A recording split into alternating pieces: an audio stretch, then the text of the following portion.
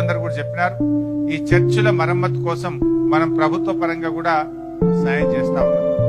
గతంలో అసలు పెద్ద సపోర్ట్ వచ్చేది కాదు. వస్తే 50,000 లక్ష రూపాయలు వచ్చేది.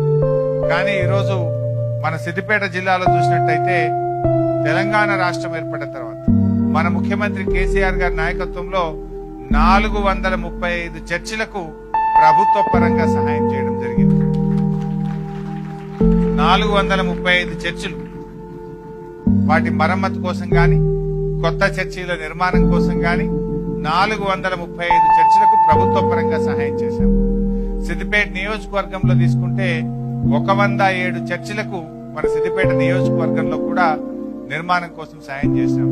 పట్టణంలోనే కాదు, గ్రామాల్లో కూడా, గ్రామాల్లో ఎక్కడైతే క్రైస్తవ జనాభా ఎక్కువగా ఉందో, ఎక్కడైతే చర్చ్ కోసం డిమాండ్ ఉందో అక్కడ కూడా చర్చిలు పర్మిషన్ ఇవ్వడమే కాదు, ప్రభుత్వ నిధుల చేత కూడా ఈ చర్చిలు నిర్మాణం చేయడానికి కూడా ఆర్థికంగా ప్రభుత్వం నుంచి కూడా నిధులు మంజూరు చేయడం జరుగుతా ఉంది. సో ఇట్లా మన ప్రభుత్వం